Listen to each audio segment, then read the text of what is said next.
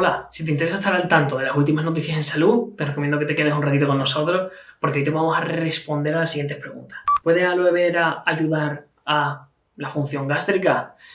¿Puede la depresión ayudar al sistema inmunitario?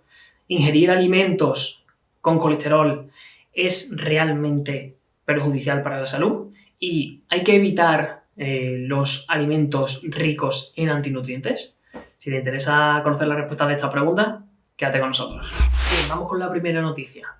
¿Puede la aloe vera ayudar en la función gástrica? Tenemos una situación a nivel poblacional y es que los dolores de estómago son muy comunes, son muy frecuentes en la población. Casi siempre encontramos en nuestro círculo de personas cercanas personas que nos dicen, oye, mira, es que a mí si tomo esto me produce dolor de estómago.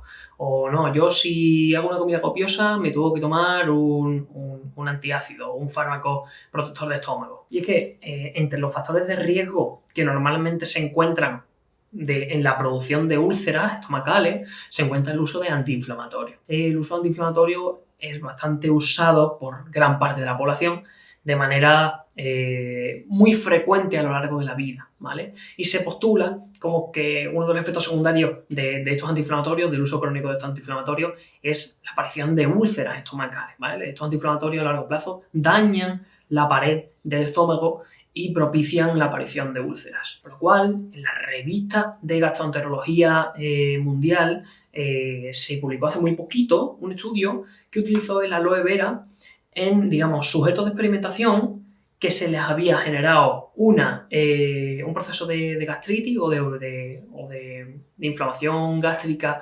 ulcerativa mediante fármacos, ¿vale? Esto es un poco cruel porque se utilizan animales de experimentación donde se les genera con la administración de ciertos fármacos las úlceras y se vio que pasaba en estos animales que no recibían aloe vera y que sí recibían aloe vera. Rápidamente, el grupo de investigación se dio cuenta de que a los animales a los animales de experimentación que se le daba el aloe vera eran capaces de recuperarse de estas úlceras y si no lo habían generado todavía, hacía como efecto preventivo o preventivo de antiulcerativo, por lo cual se postula así o se hipotetiza que la aloe vera podría ayudar con su capacidad antiinflamatoria y antiulcerativa a prevenir, digamos, los eventos de gastritis en el estómago, ¿vale? Aunque son estudios en animales, tenemos que seguir estudiando estas temáticas, pero como conclusiones generales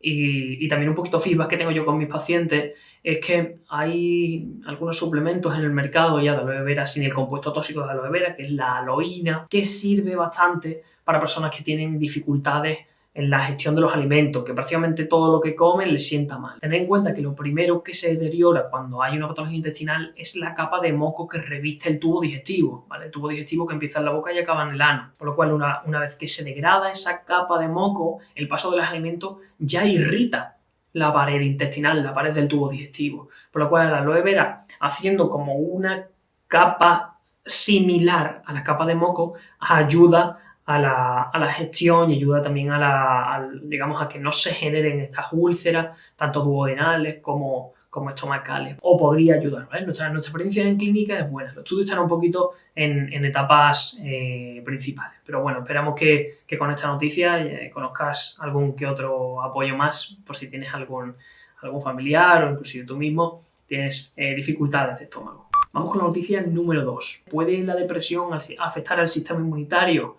En principio, todo nos dice que sí. Hay un montón de literatura científica que nos dice que, bueno, que los eventos ansioso-depresivos, las personas que sufren eventos ansioso-depresivos, sufren procesos de inmunodepresión que, digamos, que aumentan la probabilidad de que sufra cualquier tipo de circunstancia adversa en salud. Y es que es por ello y es por este motivo por los que se plantean diferentes investigaciones buscando alternativas para apoyar estas situaciones, ¿vale? Una de las estrategias que se evalúa constantemente a nivel académico es la meditación de atención plena, ¿vale? Normalmente estas personas que están acostumbradas a meditar sí que posterior a la meditación encuentran, digamos, sensaciones subjetivas de bienestar, ¿vale? Pero sin embargo, Hay pocas investigaciones que han monitoreado a nivel académico qué ocurre con diferentes parámetros inmunitarios, qué ocurre con diferentes parámetros de salud cuando se hacen procesos de investigación en esta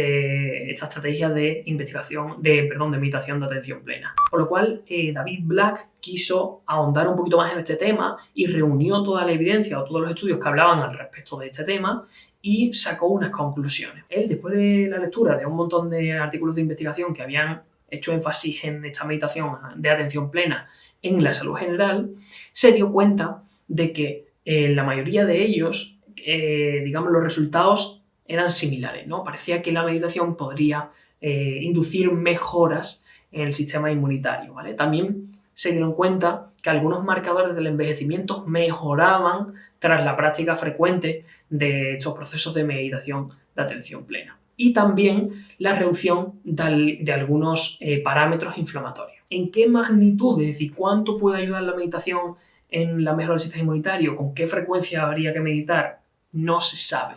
Aún no se sabe. Pero bueno, empezamos a tener evidencia, empezamos a tener certeza de que puede ser una buena práctica para incluir en nuestra rutina y apoyar a relajar un poco nuestro organismo y que se pueda centrar en labores de reparación o en labores de, digamos, de autolimpieza celular o algunas otras que puedan ayudarnos a tener un mayor bienestar, ¿vale? Como conclusiones, sabemos que es una práctica histórica que se lleva haciendo en diferentes culturas durante muchos años y bueno, llegará un momento, o mi punto de vista es que llegará un momento en el que sí que tengamos certezas concretas para saber de qué forma aplicarlo a pacientes con alteraciones graves en salud y realmente saber qué prioridad puede tener dentro del abordaje clínico.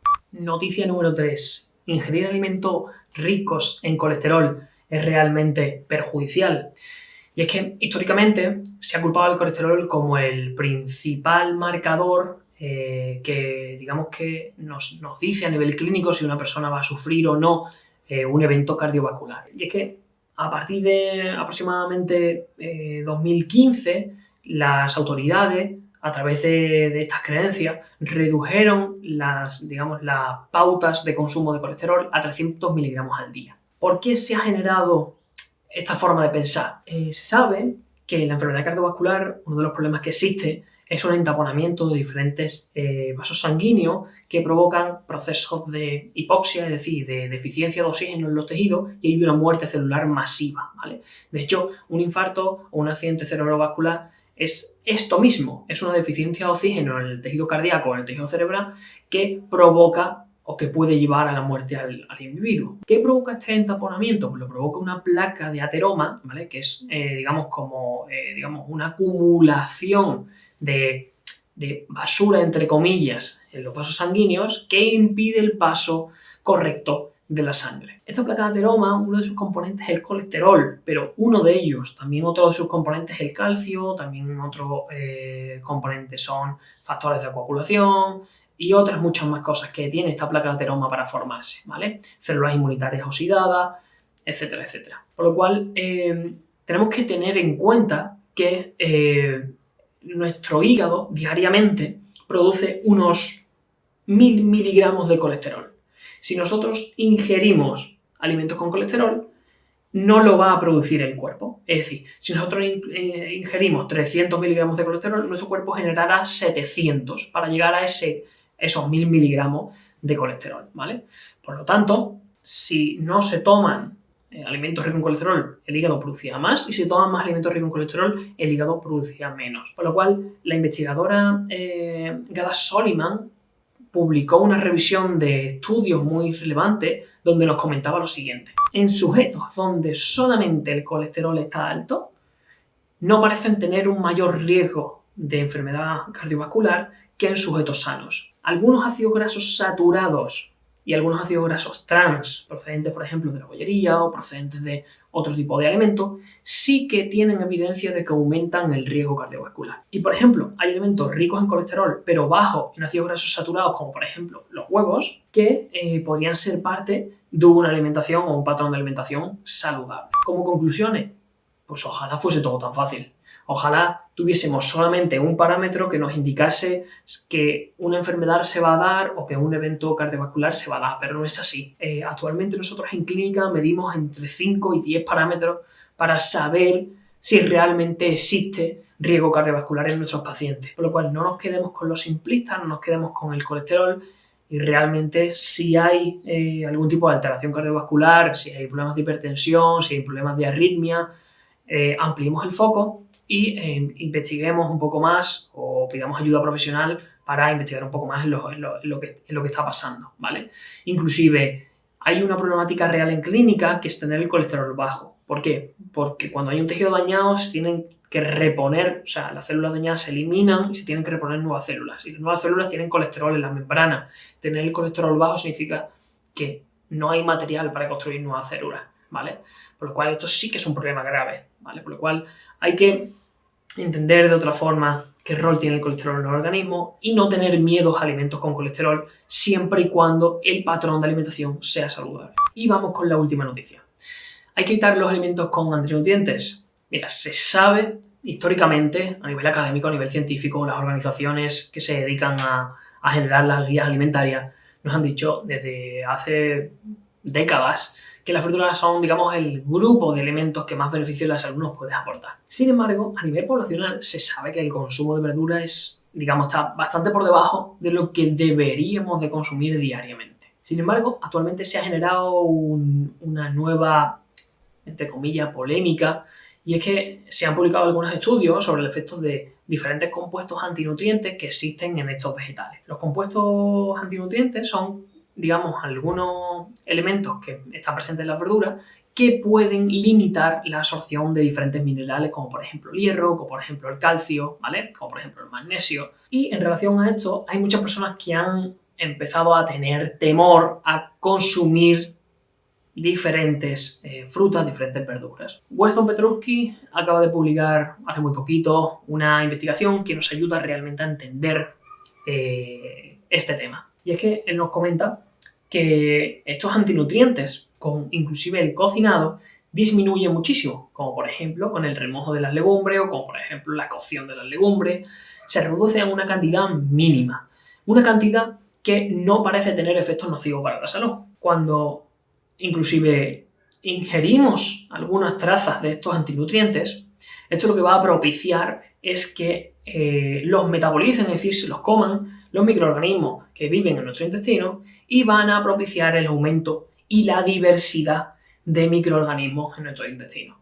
Por lo cual, a mayor riqueza nutricional, a mayor volumen de compuestos diferentes que aportemos en la alimentación, se sabe que tendremos una mayor población de microorganismos y eso está asociado directamente con una buena salud. Además, se sabe que estos antinutrientes sí que son un peligro cuando no se tratan bien los alimentos, ¿vale? Y esto, yo siempre cuento la misma historia, y es que las lectinas, que es un antinutriente en concreto, se descubrió que propiciaba daño intestinal y evacuación de emergencia cuando hubo una contaminación cruzada en un mercado en Asia, donde se cayeron unas legumbres a un fuego y el polvo de esas legumbres calcinadas llegó a prácticamente todos los alimentos de ese mercado. Por lo cual la gente cuando comió esos alimentos, pues un gran número de personas tuvo que ir al hospital y cuando analizaron heces, cuando analizaron, hicieron pruebas intestinales, se dieron cuenta de que había un volumen de lectinas muy grandes en estas personas que tenían este prejuicio intestinal.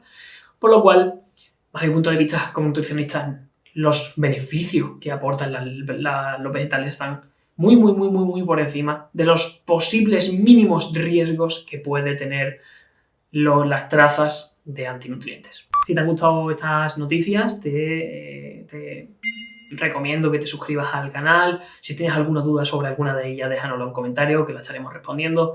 Y nada, te mando un abrazo muy fuerte y nos vemos pronto.